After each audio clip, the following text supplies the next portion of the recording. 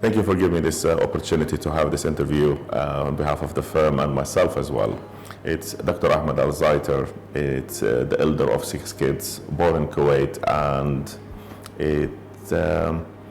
and currently the CEO of this group, SGP Capital, residing in the United Kingdom, even though the company is a global firm and we're managing it from many offices. At age 53, I am just really coming for the opportunity to start planning my next phase of life, enjoying the life and enjoying where we were with the success of the company, the success of my future, and the success of even my past. You know, I consider it. Tell us about your early age. As I said, I'm born in Kuwait, finished my education in one of the private schools in Kuwait in 1982. Headed, early time. I had this dream of becoming a pilot. So I went for the Soviet Union, believe it or not, in the 1982. It didn't work out. I wasn't really ready mentally, maybe because of the West and East structure of life. Returned to Kuwait for a few days and then headed to for my American university to start my first degree.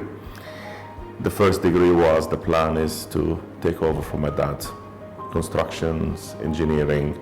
So I went for civil engineering. After the freshman year, it became very obvious for me, it's not me, it's not what I want. I converted my degree for engineering management and I finished my first degree. I was lucky. The type of the course we had in the university, the last 3 courses, is about business finance, which is I had the opportunity to work with a company called Rudolph Wolf. And this company is a British company working in the futures and options and with the training and everything. So I walked in from graduation to work straightforward, even though I wanted to do my master's, but it had to be delayed a little bit. And it's just like I never looked back in my life. How do you start your day? This is really funny because I will answer it and say, do I sleep actually? Actually, that is my major problem. I do have this energy to keep retaining awake, a lot, and sometimes I wake up in the middle of the night, and check my phone and check my iPad and I answer the question. And some people used to make a joke. I remember this gentleman in one of the companies I worked with, his name is Rob, and we were in this meeting and his question was, I sent him an email 3 o'clock in the morning and I thought I woke up before him. And before I just went to switch the laptop off or computer. I can't remember what he said exactly. And here he is, the reply came in. And that was my reply to him. And he was like, I can't believe it. This guy never sleeps, So it's, I just really don't know. I think the buzz of the work. Yeah, I enjoy the challenge. I enjoy even the problems. I know people, they just say, wow, you enjoy a problem. Yes, I do enjoy a problem. Forensic auditors is dealing with problems. And you have to think and you have to plan and then just tackle it. Every problem has a solution. It is just a matter of really understanding the problem. It's as simple as that. Tell me about an accomplishment that shaped your career. I will say it is the formation or the work on a project called Internet Accountant. We called it actually PG2, and PG2, the reason we called it is my admiration for a personality. It's Bill Gates. Bill Gates is non-educated, didn't believe in university, and we all know where he is. So I called it BG2, Bill Gates 2, because in my opinion was accountancy sort of locked itself in this routine and we do it this way and there is no need for change. But the world is changing. The internet world was coming in the early, between 1995, 1999, it was rising to reach where it is. So we had this vision how we can do accountancy on the internet. And I had a couple of people which is around the firm, which is, I have to give them credit. They believed in the concept, and we went with it. It didn't materialize to the level which is we want. However, we know, and a lot of people they know, is that we put the foundation of a lot of companies who are currently in the market, because we spoke with them. So that's why we believe in that, is that what they are now and where they are now, it was basis on where we came from with the ideas of internet accountant. Simple to the revolution of accountancy world by making everything is online. Over 30 years of experience, what was the motivation? People will say money, but no, actually it's, nowadays, especially nowadays, is with my work over here in Dubai and working around the stock exchange and everything. And the fact is, a lot of people around me, they just see it. Sometimes I don't like it, but I have to accept it. Is people, they know who you are. And you walk in and that status of you achieved it. You worked hard on it. And I'm proud of it. I'm not going to be really like taking back step and say, I don't like it. No, I do enjoy it. But it is respect for people. As far as I respect them, I treat them nicely. I feel I'm getting it back in respect for me. But with this achievement to reach that level, is what I can call it. It's the key success, the successful key, which is you have always, is that you can sort things easy, whom how to fix problem, it's nice achievement in life, and people when they're around you, especially my nieces and nephews, they look at me and I have my nephew. There was an incident and in a hotel, and I wasn't really happy with it, and I just said, good is not good enough for me. And he is so proud of this word. He keep repeating it to everybody around him, and I just really don't know what he sees in it, but he must see something, is that his uncle reached, that he can really say something like that, strong for somebody. Not disrespecting that person, but that person really wasn't doing his job right, and it was not good enough. So sometimes when you say sorry is not good enough, but it's good that you acknowledge that you made something wrong and you say sorry, but that is when you are in that status, you can tell people and they take that the wisdom of yours to implement it in their life. You achieved a certain levels of life. When have you been the most satisfied in your life? On a personal level, it's my daughter, and she will be always, the moment of my life. And seeing her growing up, driving at the moment to the wall, I call it. But unfortunately, this is part of life. She's experimenting the boundaries around me, and I just have to tolerate it or not tolerate it, and we have to keep going with it. On a business-wise, is the company. I had dreams from early stages, to run my own. And first, I was working for a firm and corporations, and then I joined a partnership. And the partnership, I was from junior partner to become growing. But I didn't see where is my future with it. 2005 was the year, which is, I call it, it's the change.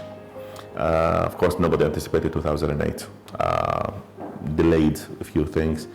2013, it was the beginning of the climb, and the success of Sovereign, where we are with it now. And I'm also lucky enough to have quite a few people around me, successful, to lead this successful team to where we are nowadays. What is the riskiest thing you've ever done? 2005. If I knew what I'm going to know, sorry, what I know now, not new, or it's about 2008, you know. We knew it's going to happen, but I don't think really people anticipated how big it is, you know. We thought it is a one sector, the bubble of, you know, the financials. We didn't see where is the bubble of the financials going to affect, technically bring everything for a halt, you know. How bad it was, we didn't have an idea. So my decision was at that time is to move from what we call it stability, you know, to this other one, which is with the risk, with everything, and then suddenly you gone in with the whole global around you froze. It was a hard time, you know, but you know, we came through it.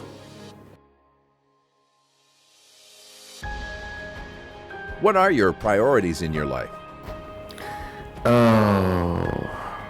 I would like to say my priority is my family, you know. But when I say that, my family will say, oh, no chance, no way. Your always priority is your work.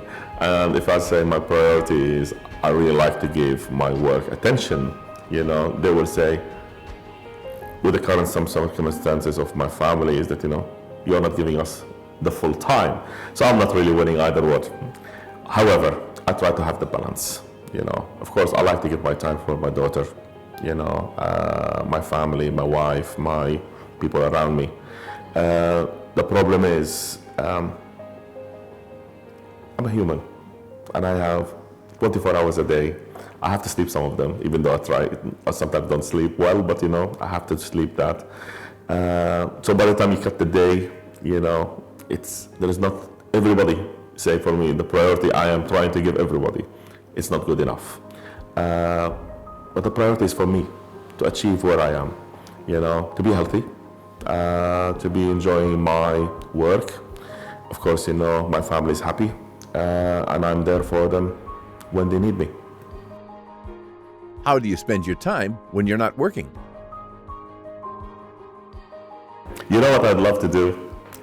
Which is I'm not allowed to do it, unfortunately, because of the law. I like my car.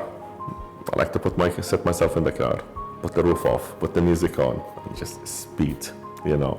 And unfortunately, you're not allowed to do it because maximum 70 miles an hour in England, 55 miles on the highway in the United States, and you know, over here 120 kilometers. So wherever I go, it's just impossible. I love my car. I love my cars. I love speed. I love driving. You know, that is really what I call it is my fun day, you know. However, I like traveling. I enjoy my travels, you know, on my holidays. I enjoy actually, strange enough, from being an accountant and traveling and speed and everything, I enjoy the garden. You know, the garden work is for me, it's decorating it, you know, make sure the plantation is coordinated together with the colors, with everything and all of that. And you know, when see it, especially in the summer and spring starts, the spring first and the summer, you know, then and you see all that growth of the garden and how it look nice, tidy and clean. I love it, you know. But I don't have time for it. I have a gardener who does it, but I just say for him, I want this and that. How do you handle business setbacks? As I said, you asked me before, and I answer always for this is really simple. When you know what is the problem, the solution is there. Sometimes it's hard, the decision of the solution, and maybe you don't like it. You don't want to know it. That is fine. There's no problem. The problem is identifying the problem, the problem. As I said for people, it's not about when you start sorting the problem. You are falling in this big hole, and you keep falling and falling and falling. There is nothing you can do. You have to keep falling until you reach the bottom. Why? Because you can stand up. Because once you're standing up, you can at least start to know how to climb. So this is the same with the problem. Just reach to the bottom of the problem, figure it out, all its roots, and then put the corrections. Once you do that, it's simple. You know, it's hard decisions. That's no problem. But you know, you can work on it. As CEO and founder of SGP Capital, what is your goal you wish to achieve in coming years?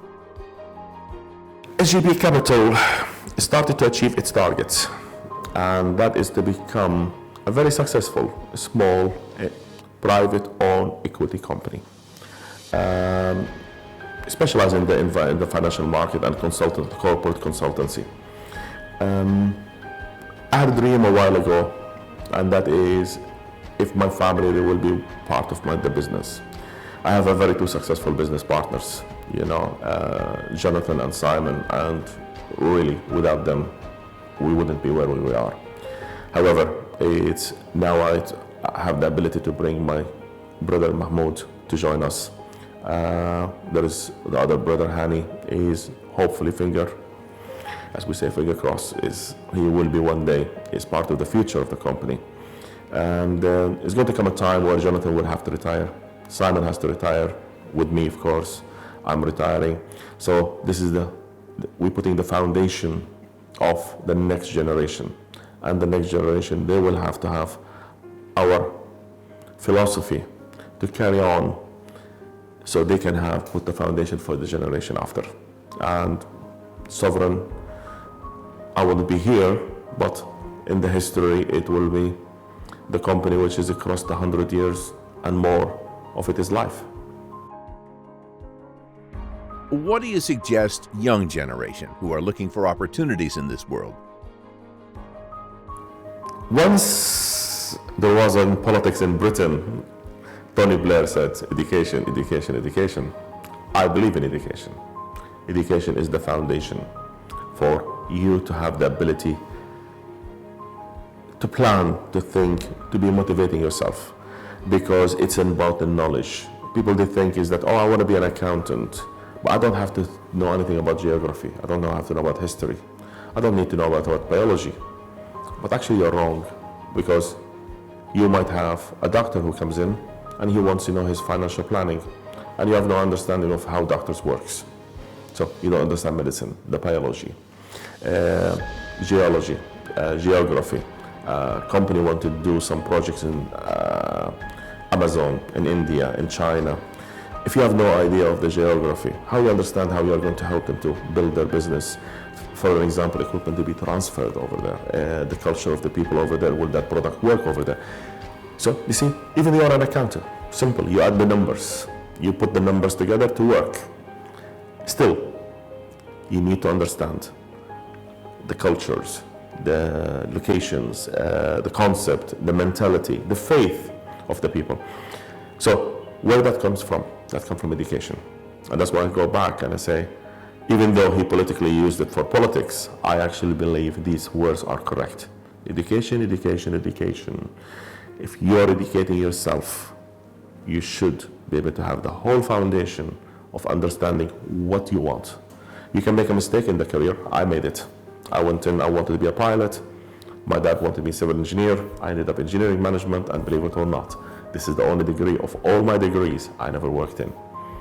All my degrees in finance, and the first steps of my life was maybe the wrong direction, but all of them, all these, that era, it gave me all the understanding in the courses: human relation, international relation, it's psychology, physiology, sociology, all these part of the degree, and the mixing with people, all that education I got and gathered with my high school degrees, I understand. I can sit with any people, I can understand what they're talking about, I can communicate with them. I'm not specialist in that field, but I can understand. That's allowed me one step to be able to go through their mind to achieve. So I tell people, the young people, concentrate on your education. It is the key where you can go further.